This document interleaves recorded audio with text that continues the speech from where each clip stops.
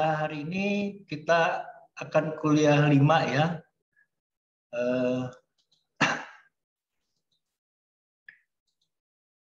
Jadi kuliah 5 ini adalah kita masih melanjutkan pembahasan SPP dari teorinya Lapatra. Ya. Kemarin sudah disampaikan Lapatra bahwa SPP itu merupakan suatu proses di mana dia sebagai suatu sistem ya, di mana ada seorang pelaku yang melakukan suatu tindak pidana, kemudian dia masuk ke dalam sistem, dan sistem memperbaikinya, dan apabila dia menjadi orang baik, dia akan keluar menjadi orang baik. Tapi kalau dia ternyata melakukan tindak pidana lagi, dia menjadi seorang penjahat, residivis. Gitu. Nah, selanjutnya di dalam kuliah ini, lebih jauh lagi Lapatra berpandangan bahwa beberapa perbedaan sistem sosial mempunyai pengaruh terhadap seseorang dari sebelum dia kontak dengan SPP. Menurutnya seseorang lahir dengan beberapa kemampuan mental dan fisik dan khususnya yang cenderung telah diwarisi. Dalam kehidupannya orang berhubungan dengan bermacam-macam kelompok, misalnya keluarga yang memainkan peranan penting dalam hidupnya. Sistem sosial yang penting lain yang dapat mempengaruhi adalah ekonomi, pendidikan, teknologi, dan politik.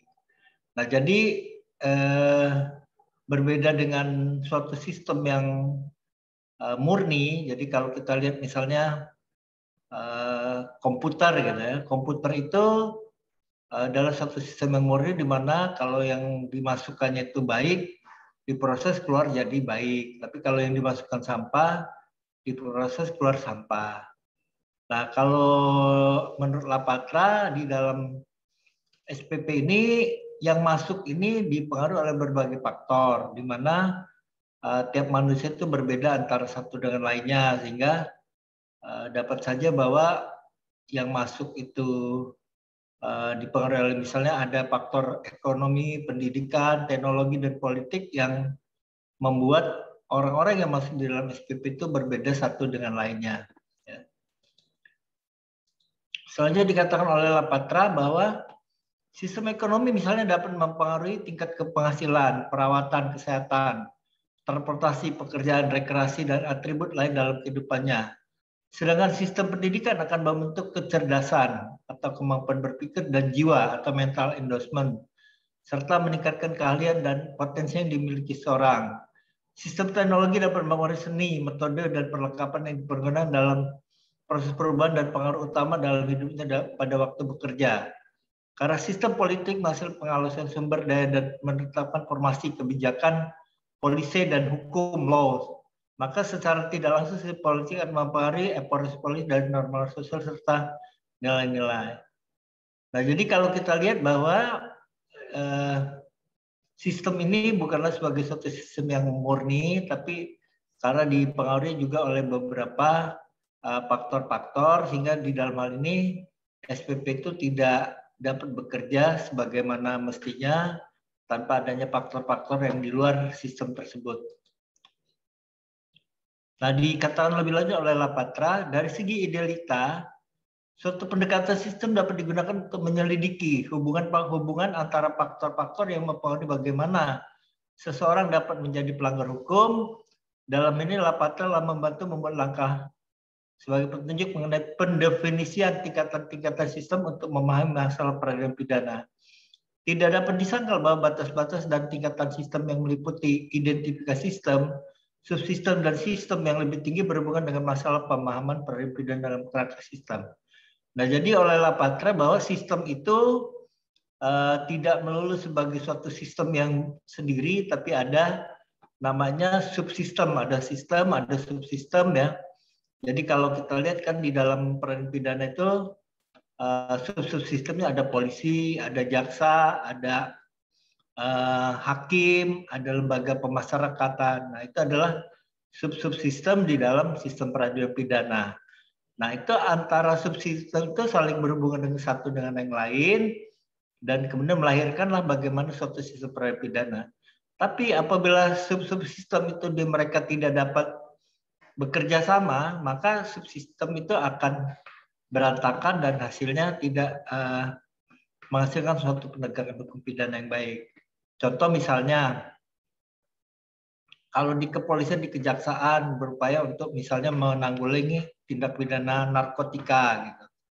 Nah, begitu mereka sudah memproses, tapi di pengadilan umumnya pelaku-pelaku narkotika itu nggak dipidana atau dipidana rendah gitu. Nah, akibatnya walaupun sudah mati-matian dari polisi jaksa, karena di pengadilan tidak dapat melaksanakannya dengan sebagaimana sistem lain, terjadi ketidakharmonisan dan sehingga subsistem itu tidak berjalan dengan baik. Gitu.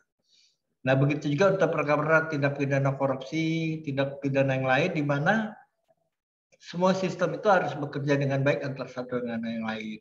Tapi sebagaimana tadi dikatakan bahwa ada pengaruh-pengaruh ekonomi, politik, sosial budaya sehingga subsistem itu tidak mampu mengatasi berbagai persoalan yang ada. Jadi misalnya dari segi ekonomi kita tahu bahwa ada faktor-faktor ekonomi misalnya yang sering kita dengar misalnya bagi yang orang mampu dia ternyata dapat sukses di dalam suatu sistem peradilan pidana dibanding orang yang miskin gitu.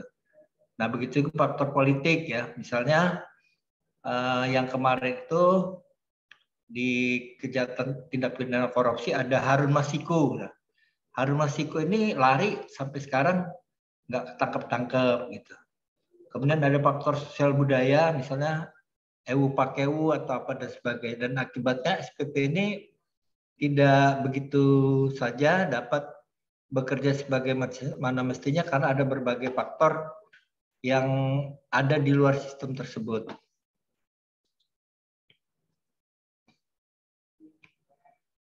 Kemudian ini adalah pendapat dari Alan Covey ya. Alan Covey ini sebenarnya dia menampilkan bahwa sejalan dengan pandangannya tersebut diberikan suatu gambaran mengenai sistematik rantai interaksi yang dapat didesain untuk menghasilkan akibat-akibat yang diinginkan.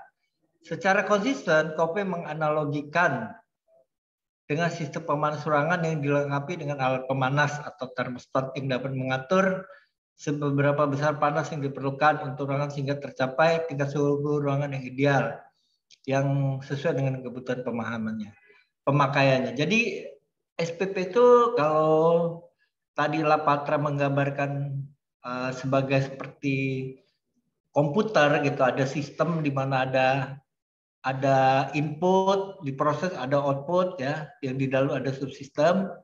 Kalau Covey ini dia menampilkan bahwa sistem peradilan pidana itu seperti ini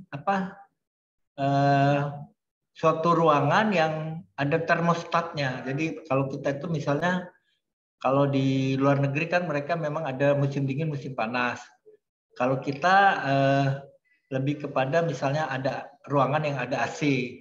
Nah, ada AC itu kita bisa mengatur suhu udara misalnya mau dingin atau sedang atau panas itu diatur seperti itu. Nah, jadi sama seperti AC ini kalau Lapatra menyatakan bahwa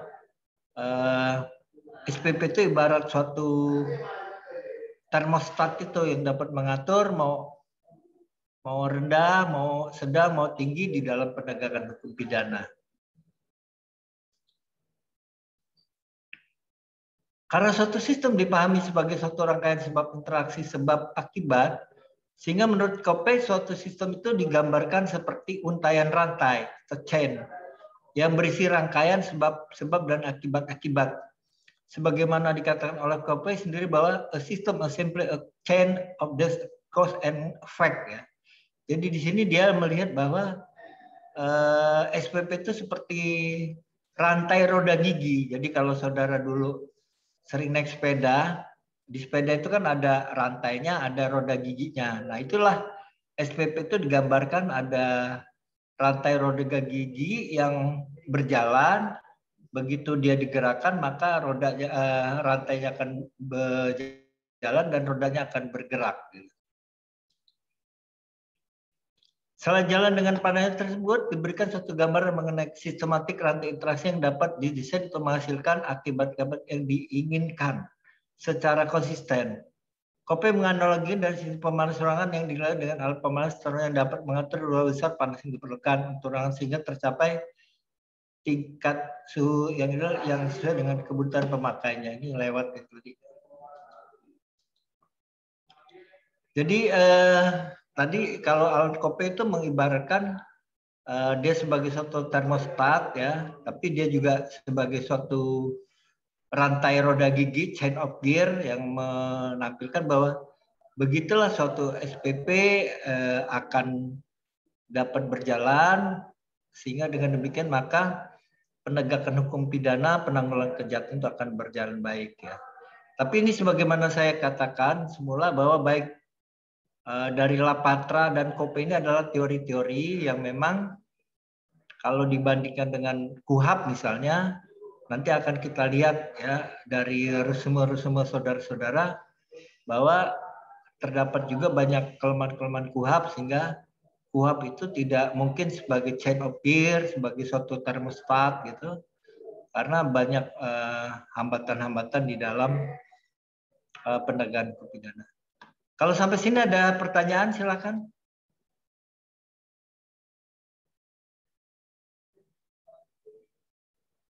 Ada pertanyaan?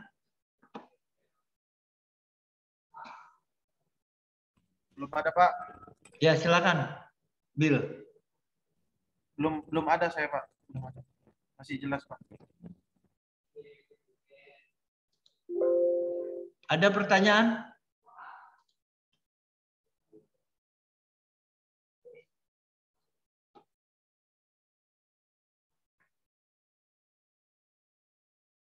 Ya kalau tidak ada pertanyaan, saudara-saudara punya tugas untuk resume ya. Kan udah dibagi oleh Bill Clinton resumenya. Nah, sampai dengan jam 6 ini untuk tugas resume itu bisa di-up di Piklas sampai jam 6 hari ini.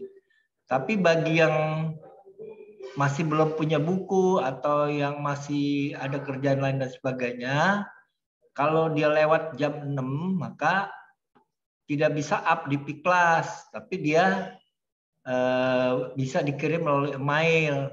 Tapi yang udah saya nyatakan di WA Group bahwa yang dikirim melalui email itu nilainya nggak bisa 80 tapi 70 gitu.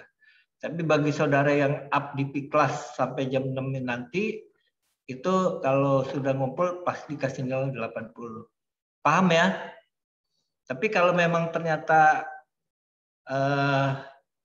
baru selesainya nanti jam 7, jam 8, itu jangan up di Piklas. Karena saya nggak bisa buka lagi, itu sudah terkunci Piklasnya sampai jam 6 saja.